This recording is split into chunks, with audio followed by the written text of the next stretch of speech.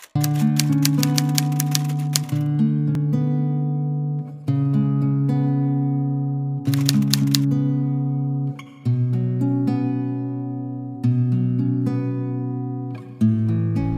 pagi, Bapak Ibu Saudara yang dikasihi Tuhan. Jumpa lagi pada hari Sabtu tanggal 16 Mei 2020. Puji Tuhan, pagi hari ini kita akan mengikuti perkataan Yesus yang kelima di kayu salib yang kita dapat baca dalam Injil Yohanes pasal 19 ayat 28 sampai ayat 29. Ayat tersebut berkata sebagai berikut.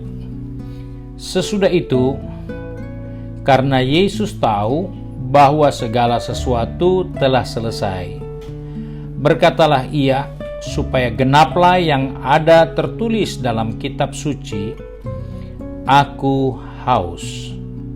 Di situ ada suatu bekas penuh anggur asam. Maka mereka mencucukkan bunga karang yang telah dicelupkan dalam anggur asam pada sebatang hisop, lalu mengunjukkannya ke mulut Yesus. Kita menjumpai perkataan Yesus yang kelima, "Aku haus." Pernyataan ini adalah ekspresi dari penderitaan.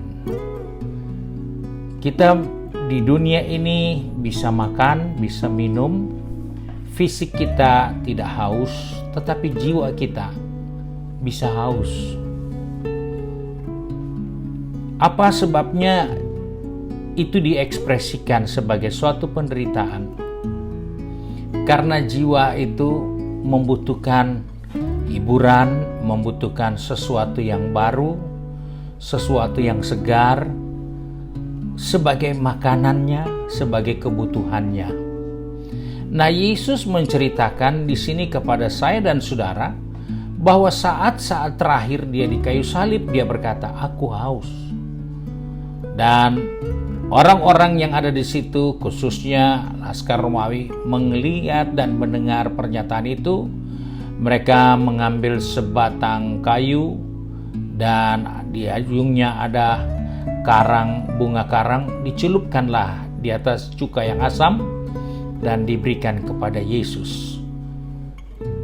Yesus tidak haus sebagai ekspresi yang dia ucapkan, adalah suatu pernyataan bagaimana dia menderita dalam pergumulan, dalam menghadapi masalah yang dia harus pikul pada saat-saat itu. Yesaya 53 ayat 5 katakan, "Tetapi dia tertikam oleh karena pemberontakan kita.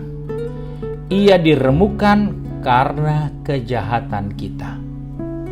Nah, kita menemukan penderitaan yang terjadi karena pada dirinya dia menanggung pemberontakan dan kejahatan kita.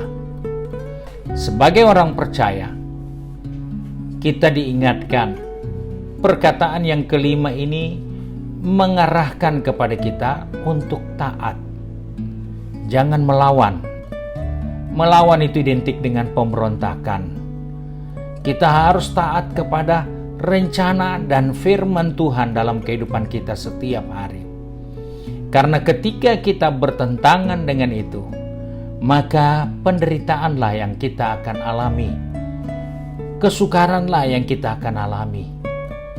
Ada banyak contoh di dalam kitab suci, Alkitab kita menceritakan ketika orang mengambil langkah yang berbeda, jauh dari yang dikehendaki Tuhan, dia mengalami banyak masalah, banyak mengalami penderitaan. Ada seorang yang dihajar oleh penyamun karena dia arahnya salah. Dipukul sampai babak belur, semua barang-barangnya diambil. Dan ada seorang Samaria yang baik hati yang mau menolong dia, membantu dia, membawa dia untuk dirawat sampai dia sembuh. Kenapa terjadi? karena mengambil arah tujuan yang salah. Orang menuju ke Yerusalem, dia turun dari Yerusalem.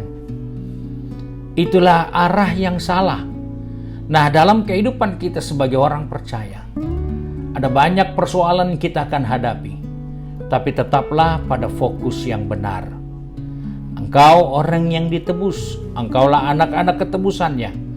Jangan ambil langkah yang salah, jangan ambil arah yang berbeda dari arah yang Allah inginkan.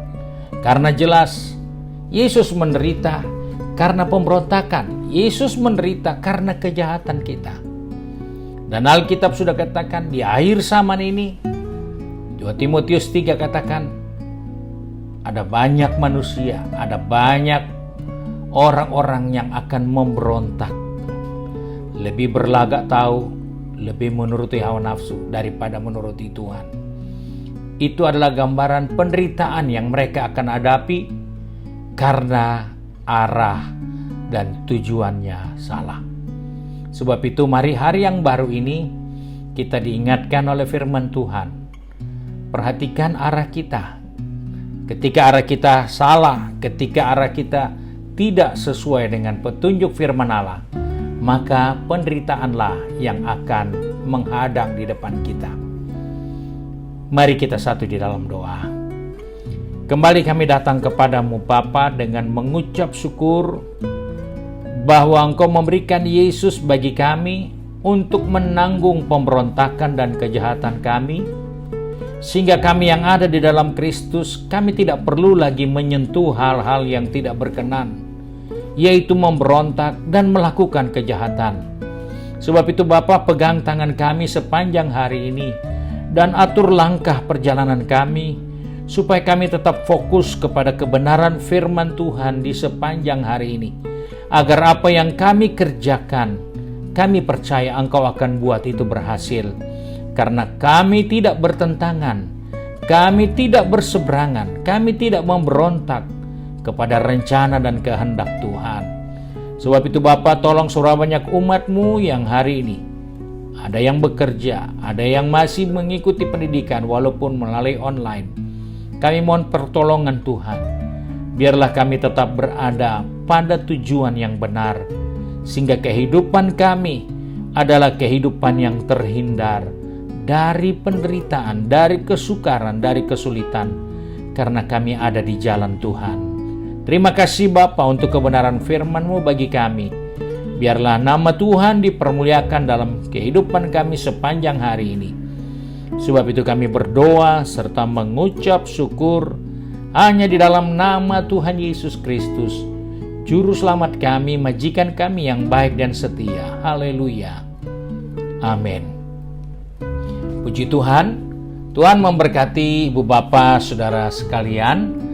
Dan bagi kaum muda, saya ingatkan kembali bahwa sebentar sore ada ibadah bagi pemuda, mahasiswa, remaja yang dipancarkan secara online pada jam 6 sore melalui live streaming dan juga melalui YouTube GPD Bethesda Makassar. Jangan lupa besok adalah ibadah raya kita yang mulai jam 8 pagi juga akan dirilai secara streaming melalui YouTube channel GPD Bethesda Makassar, Facebook page GPD Bethesda Makassar, dan melalui Instagram GPD Bethesda Makassar. Selamat berakhir pekan, Tuhan beserta kita semua.